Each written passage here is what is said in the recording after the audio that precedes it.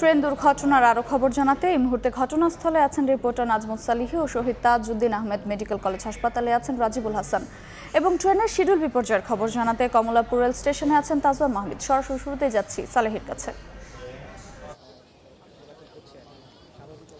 ঘটনা তদন্তে রেলওয়ের পক্ষ থেকে 5 সদস্যের একটি তদন্ত কমিটি গঠন করা হয়েছে। সেই তদন্ত কমিটি আসলে তারা প্রতিবেদন দিলে বোঝা যাবে যে মূলত কি কারণে এই মুখোমুখি দু ট্রেনের সংঘর্ষের ঘটনাটি ঘটেছে। তবে প্রাথমিকভাবে এখানে যারা আছেন রেলের কর্মকর্তা বা কর্মচারী তাদের কাছ থেকে যেটা জেনেছি সেটা হচ্ছে যে, এবং খালি চোখেই আসলে এটা বোঝা সম্ভব যে একই লাইনে দুটি ট্রেন উঠে যাওয়া আসলে কখনো সম্ভব নয়। একটি ট্রেন যেটি ঢাকা থেকে ছেড়ে যাচ্ছিল হচ্ছে যে ঢাকা থেকে বের হচ্ছিল, সেই তেলবাহী যে ট্যাঙ্কার সেটি আসলে ঢাকা থেকে বের হওয়ার কথা ছিল, আর এখান থেকে ঢাকা অভিমুখে যাওয়ার কথা ছিল টাঙ্গাইল কমিউটার। এবং আপনি জানেন যে আজকে টাঙ্গাইল কমিউটারের সাপ্তাহিক ছুটির দিন এবং ট্রেনটিতে কোনো যাত্রী ছিল না। মূলত ট্রেনটি পরিষ্কার পরিচ্ছন্নতা বা তার আনুষঙ্গিক যে পরীক্ষা নিরীক্ষা রয়েছে তার জন্য সে ঢাকায় প্রবেশ করছিল। এখান থেকে যে পয়েন্টে রয়েছে আউটার সিগন্যালের সামনে যে পয়েন্ট, সেই যে এখান থেকে আমরা কথা বলে প্র্যাকটিক্যালি আসলে এখানকার যে মাস্টার তার সাথে আমরা কথা বলে জানলাম, তিনি আসলে বলছেন যে এখানে যেই সিগন্যালটি তাকে পয়েন্টসম্যান যিনি আসলে পয়েন্টটাকে তৈরি করেন, অর্থাৎ লাইনের যে সংযোগ পয়েন্ট, তিনি যেভাবে একটি ট্রেন অন্য একটি লাইনে কিভাবে উঠে যাবে বা ডাউনে যাবে কোনটি, আপে যাবে কোনটি, যেহেতু একসাথে অনেকগুলো, যেহেতু এটা জংশন, একসাথে অনেকগুলো লাইনের সংযোগ পয়েন্ট থাকে, কোনটি কোন লাইনে যাবে এই সিগন্যালটি তাকে সঠিকভাবে দেওয়া হয়েছিল পয়েন্টসম্যানকে। কিন্তু সেই পয়েন্টসম্যান, যার নাম সাদ্দাম বলে আমরা জানতে পারছি, তিনি আসলে এই ভুলটি তিনি করেছেন। অর্থাৎ যে ট্রেনটি আপে যাওয়ার কথা ছিল তিনি সেই লাইনের যে দুই লাইনের যে সংযোগের জায়গা তিনি চাবি দিয়ে সেটিকে আসলে উল্টা করে দিয়েছেন, যে কারণে দুটি ট্রেনই একই সঙ্গে সাথে সাথে কিন্তু হচ্ছে যে মুখোমুখি সংঘর্ষের ঘটনা ঘটেছে। যে সাদ্দাম যে পয়েন্টসম্যান ছিল আমরা কথা বলে জানতে পেরেছি তিনি হচ্ছে যে রেলের স্থায়ী কোনো কর্মচারী না, তিনি হচ্ছে রেলের আউটসোর্সিংয়ের মাধ্যমে নিয়োগপ্রাপ্ত অস্থায়ী পয়েন্টসম্যান। এই ধরনের সেন্সিটিভ কাজে আসলে যে হঠাৎ করেই কিন্তু সিগন্যালের কারণে যে কোনো সময় দুর্ঘটনা ঘটে যেতে পারে এবং এই জন্য আসলে দক্ষ জনবল দরকার। রেলে কিন্তু পয়েন্টসম্যানের সংখ্যা একেবারেই কম, যে কারণে এই পয়েন্টসম্যান সাদ্দাম তার কিন্তু আসলে প্রপার ট্রেনিং করানো হয়নি। বা রেলওয়ের যে ট্রেনিং একাডেমি রয়েছে চট্টগ্রামে, আমি এখান থেকে যে মাস্টার রয়েছে তার সঙ্গে কথা বলে জানতে পেরেছি তার ওই যে পয়েন্টসম্যান সাদ্দাম তার কর্মজীবন শুরু হয়েছে এই পয়েন্টস দিয়ে, যার আসলে প্রপার কোনো ট্রেনিং না থাকার কারণে তিনি বুঝে উঠতে পারেননি এই ধরনের, তিনি ভুল সিগন্যালের যেই বার্তায় ভুল সিগন্যাল ভুল পয়েন্ট তিনি বানানোর কারণে এই ধরনের ঘটনা ঘটছে। আপনি জানেন যে রেলে প্রচুর সংখ্যক যে সংকট রয়েছে, তার মধ্যে জনবল সংকট কিন্তু একটি। রেলের সারা দেশে এভাবে সিগন্যাল এবং হচ্ছে যে স্টেশন গেটকিপার ইত্যাদি সহ মোট 8,500 মতো অস্থায়ী শ্রমিক রয়েছে। এই অস্থায়ী শ্রমিকদেরকে কিন্তু দিয়ে এ ধরনের সেন্সিটিভ কাজ করানো হচ্ছে, যে কারণে কিন্তু এ ধরনের দুর্ঘটনা কিন্তু বাড়ছে। 2019 সালে মন্তবাগে ঘটেছিল, 2023 সালে ভৈরবে মুখোমুখি সংঘর্ষের কারণে কিন্তু একবার 17 জন একবার 19 জন যাত্রী নিহত হয়েছিল। এছাড়া রেলের যে দুর্ঘটনাগুলো ঘটে তার কিন্তু অনেকগুলো কারণ রয়েছে। তার বেসিক যে 4টি কারণ, তার মধ্যে হচ্ছে রেল লাইন ঝুঁকিপূর্ণ, রেল লাইন ঝুঁকিপূর্ণ, রেল সেতু, মেয়াদ উত্তীর্ণ ইঞ্জিন, মেয়াদ উত্তীর্ণ কোচ এবং সিগন্যাল জনিত জটিলতা। সিগন্যাল জনিত জটিলতার ব্যাপারে একটু বলতে চাই যে বাংলাদেশে একই ধরনের যে রেল সিগন্যাল তা কিন্তু এখনও প্রবর্তন করা সম্ভব হয়নি। বাংলাদেশের রেলওয়ে চলছে এখনও 4 ধরনের সিগন্যাল ব্যবস্থাপনার মধ্য দিয়ে। একটি হচ্ছে যে computer based interlock system CBI, একটি হচ্ছে নন ইন্টারলক, একটা হচ্ছে যে রিলে কালার লাইটিং হাত দিয়ে দেখানো হয়। এবং এখানে কিন্তু যে জায়গাটিতে পয়েন্টটিতে দুর্ঘটনাটি ঘটেছে সেটি কিন্তু হচ্ছে ম্যানুয়াল সিস্টেম সিগন্যালিং ব্যবস্থা, যেটি হাত দিয়ে হ্যান্ডেলের মাধ্যমে চাবি ঘুরিয়ে পয়েন্টকে আসলে তৈরি করা হয়।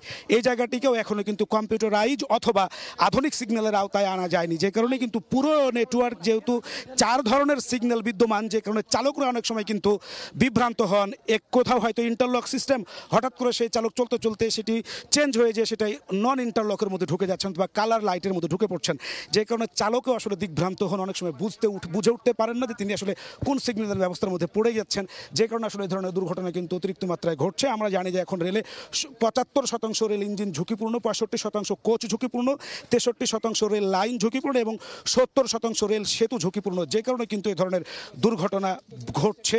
এবং বাংলাদেশের রেলওয়ের যেই নেটওয়ার্কিং যে সিগন্যাল ব্যবস্থা তাও 4 ধরনের রয়েছে, পুরোটাকে এখনও ডিজিটালাইজড করা সম্ভব হয়নি, যে কারণে কিন্তু প্রতিনিয়ত এই দুর্ঘটনার সংখ্যা বাড়ছে। আর যদি বলি গত 1 দশকে রেলের উন্নয়নে অন্তত খরচ হয়েছে 1.5 লাখ কোটি টাকা, এরপরেও তারপরেও কিন্তু দুর্ঘটনা থেমে নেই। আপনি দেখতে পাচ্ছেন যে এই ট্রেনটি যখন এই যে যাত্রীবাহী ট্রেন কমিউটার, যেটি টাঙ্গাইল কমিউটার, সেটি আসলে ঢাকার দিকে যাওয়ার কথা ছিল এবং এইটি সিগন্যাল যেহেতু ক্রস হচ্ছে, সুতরাং তার গতি অনেকটা কম ছিল। একইভাবে ওই যে তেলবাহী যে ট্যাঙ্কার, তারও গতি অনেকটা কম ছিল। তাতে আপনি দেখছেন যে পুরো একেবারে একটা কোচ দুমড়ে মুচড়ে গেছে এবং এটি যেহেতু আজকে যাত্রী ছিল না, যেহেতু এটি সাপ্তাহিক ছুটির দিন, সেহেতু কিন্তু এই ট্রেনটিতে হতাহতের সংখ্যা কিন্তু কম। হতাহত কিন্তু হতেও পারতো যদি এটি যাত্রী থাকতো, কারণ এই ধরনের সিগন্যালজনিত জটিলতার কারণে কিন্তু রেলের দুর্ঘটনার মাত্রা কিন্তু দিন দিন বাড়ছে।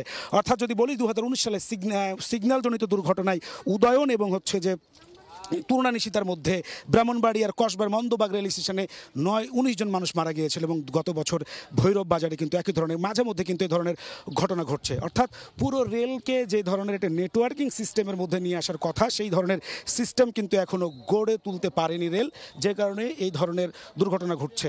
যেই পয়েন্টটিতে দুর্ঘটনাটি ঘটেছে সেই পয়েন্টটিতেও কিন্তু একটি আনাড়ি বলা চলে। এখানকার যারা রেলের দায়িত্বশীল কর্মকর্তারা আছে তারা বলছে একেবারে নতুন একটা ছেলে, সাদ্দাম তার নাম, সে সম্প্রতি আউটসোর্সিংয়ের মাধ্যমে অর্থাৎ টিএলআর অস্থায়ী শ্রমিক, তাকে পয়েন্ট তৈরি করার মতো, অর্থাৎ সিগন্যালে স্টেশন মাস্টার যখন সিগন্যাল দিবেন যে কোন ট্রেনটি আপে থাকবে, কোন ট্রেনটি ডাউনে থাকবে বা কোনটি লুপ লাইনে নিতে হবে, সেইটিকে রেল লাইন যেহেতু একসাথে অনেকগুলো একসাথে সংযুক্ত থাকে, সেটিকে কেটে চাবি ঘুরিয়ে হ্যান্ডেলের মাধ্যমে সেটির সিগন্যালটা তৈরি করতে হয়। সেই সাদ্দাম আজকে সেটা ভুল করেছে, অর্থাৎ যেটা আপের সেটিকে ডাউনে দিয়ে দিয়েছেন, আর ডাউনেরটা আপে নেওয়ার কারণে দুই ট্রেনের মুখোমুখি সংঘর্ষ ঘটেছে।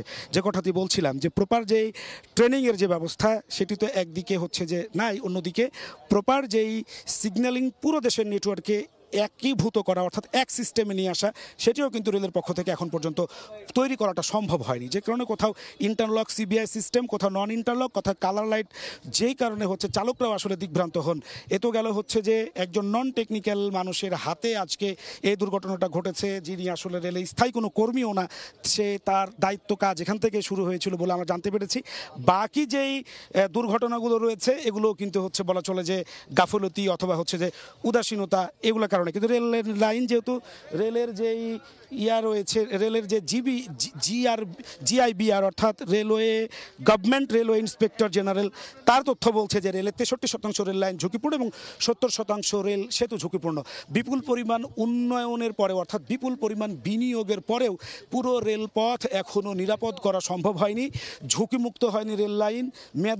মেয়াদ উত্তীর্ণ ইঞ্জিন এবং কোচে চলছে যাত্রী পরিবহন। একইভাবে 70% রেল সেতু ঝুঁকিপূর্ণ হয়ে গেছে এবং বিভিন্ন ধরনের সিগন্যালিং পদ্ধতির যে জটিলতা, তার সব কিছু মিলিয়ে আসলে চালকরাও দিকভ্রান্ত হয়ে পড়েন, মাঝে মধ্যেই এ ধরনের ঘটনা ঘটছে। এই ছিল আমার কাছে দুর্ঘটনাস্থল থেকে সর্বশেষ। আহতদেরকে ভর্তি করা হয়েছে শহীদ তাজউদ্দিন মেডিকেল কলেজ হাসপাতালে। তাদের খবরাখবর জানতে চলে যাব, সেখানে আছেন সহকর্মী রাজিবুল হাসান। রাজীব,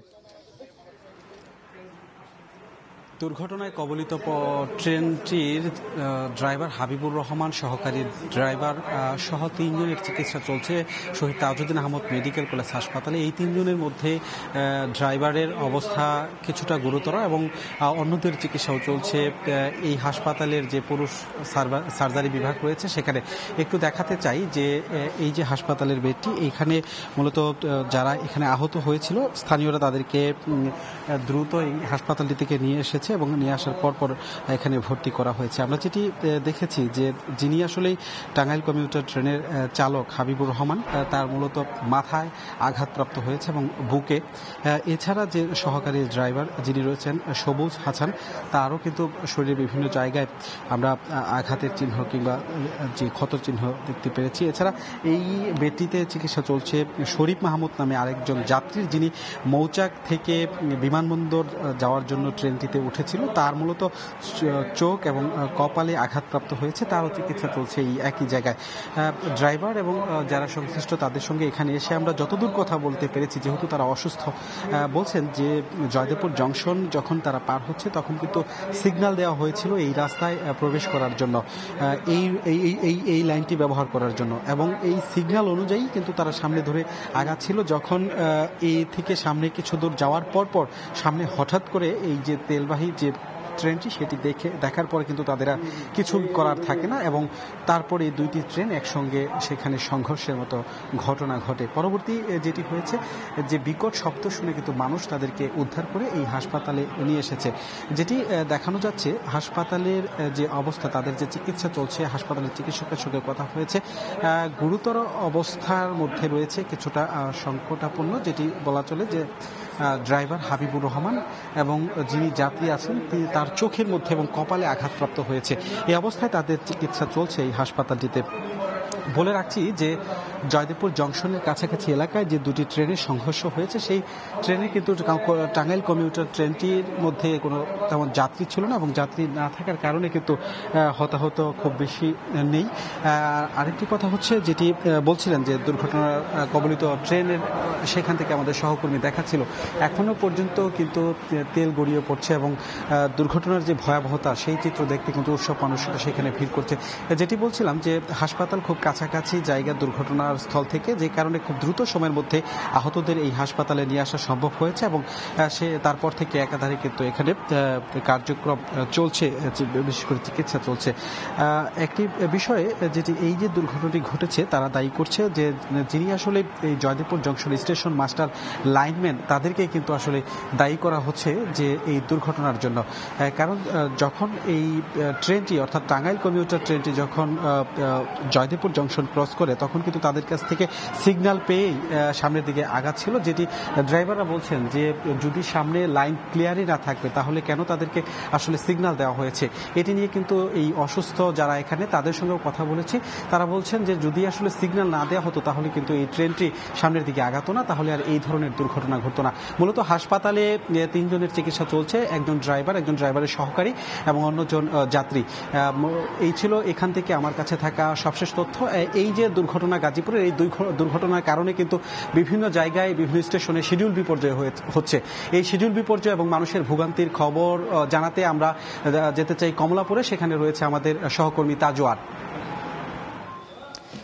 রাজীব, জয়দেবপুরে যে দুর্ঘটনাটি ঘটেছে সেটির কারণে কিন্তু সারা দেশেই অনেক ঢাকা থেকে ছেড়ে যাওয়া অনেকগুলো ট্রেনেই শিডিউল বিপর্যয় ঘটছে এবং আমি যে ট্রেনটির পাশে এখন দাঁড়িয়ে আছি সে ট্রেনটি অগ্নিবীণা এক্সপ্রেস, যেটি ঢাকা থেকে ময়মনসিংহ হয়ে জামালপুর যাওয়ার কথা তারাকান্দিতে, এবং সেই ট্রেনটি 11:30টায় ছাড়ার কথা থাকলেও এখন প্রায় 2:30 বাজে, অর্থাৎ 3 ঘন্টা পেরোলে এই ট্রেনটি ছাড়ার এখনও কোনো ধরনের সম্ভাবনা দেখা যাচ্ছে না। এবং এছাড়াও এই ট্রেনটি ছাড়াও কিন্তু কুড়িগ্রাম এক্সপ্রেস এবং রংপুর এক্সপ্রেস, এই দুইটি ট্রেনও কিন্তু ব্যাপক শিডিউল বিপর্যয় হয় এবং এক পর্যায়ে যেটি বুড়িমারি এক্সপ্রেস সেটি 8:30টায় ছাড়ার কথা থাকলেও সেটি 1:30টার পরে ছাড়ে এবং রংপুর এক্সপ্রেস 9:10-এ ছাড়ার কথা থাকলেও 1:30টার দিকে ছাড়ে। অর্থাৎ এই দুটি ট্রেনেই প্রায় 3-3.5 ঘন্টা থেকে 4.5 ঘন্টা বিলম্ব হয় এবং বিলম্ব হওয়ার থেকেও বড় বিষয় সেটি হলো যে এক পর্যায়ে যখন এই ট্রেনগুলো ছাড়ছিল না, অর্থাৎ জয়দেবপুরের দুর্ঘটনার কারণে ট্রেন চলাচল যখন ব্যাহত হয়, তখন কিন্তু এই স্টেশন কর্তৃপক্ষের পক্ষ থেকে যাত্রীদের উদ্দেশ্যে বলা হয় যে আপনারা যদি চান সেক্ষেত্রে আপনাদের টিকিট ফেরত দিয়ে আপনারা টাকা সেটি পেতে পারেন। সেই ক্ষেত্রে অনেকে কিন্তু এই কথা শুনে অনেকে স্টেশনে গিয়ে কাউন্টারে গিয়ে সেই টিকিটগুলো ফেরত দিয়ে টাকাগুলো নিয়ে নেয় এবং পরবর্তীতে দেখা যায় যে 12:30টার দিকে এই ঘোষণা আসার পরে ঘণ্টাব্যাপী অনেক যাত্রী তার টিকিট ফেরত দিয়ে টাকা নেয় এবং 1:30টার দিকে পরবর্তীতে দেখা যায় যে ট্রেনটি ছাড়ে। অর্থাৎ অনেক যাত্রী যারা আসলে টিকিট কেটেছিলেন বুড়িমারি এক্সপ্রেস এবং রংপুর এক্সপ্রেস সেটি ছেড়ে গেলেও যাত্রীরা কিন্তু সেটিতে যেতে পারেনি এবং অগ্নিবীণা এক্সপ্রেস যেটি ময়মনসিংহ হয়ে জামালপুরে যাওয়ার কথা সেটিও কিন্তু 3 ঘন্টা ধরে এই শিডিউল বিপর্যয়ের মধ্যে আছে। এছাড়াও 2:40-এ যেই সিল্ক সিটি এক্সপ্রেস ছাড়ার কথা সেটিও আসলে কখন নাগাদ ছাড়বে, কটা নাগাদ ছাড়বে সেটিতে কিন্তু এক ধরনের শঙ্কা তৈরি হয়েছে এবং যাত্রীরাও আসলে এখানে যেহেতু তীব্র গরম পড়ছে বেশ কয়েকদিন ধরে,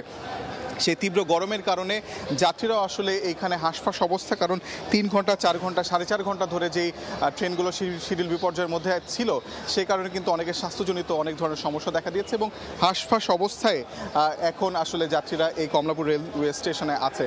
এবং যেটি বাস্তবতা সেটি হলো যে এই অগ্নিবীণা এক্সপ্রেস যদি ছেড়েও যায় সেটাও কিন্তু আসলে 3 থেকে 3.5 ঘন্টা বিলম্বে ছাড়বে এবং এরপরে যেই ট্রেনগুলো আছে সিল্ক সিটি এক্সপ্রেস যেটি 2:40-এ ছাড়ার কথা হাসপাতাল সেটিও আসলে কখন নাগাদ ছাড়বে সেটি নিয়ে কিন্তু শঙ্কা তৈরি হয়েছে। অর্থাৎ এই জয়দেবপুরের যে দুর্ঘটনা, সেই দুর্ঘটনায় কিন্তু আসলে সামগ্রিক ঢাকা থেকে উত্তরাঞ্চলগামী যেই সব ট্রেনগুলো আছে সেগুলোতে কিন্তু ব্যাপক ধরনের শিডিউল বিপর্যয় হয়েছে। তো এই ছিল কমলাপুর থেকে আমার কাছে সর্বশেষ খবর। সরাসরি যুক্ত ছিলাম কমলাপুর রেল স্টেশন, শহীদ তাজউদ্দিন আহমেদ মেডিকেল কলেজ ও গাজীপুরের জয়দেবপুরে।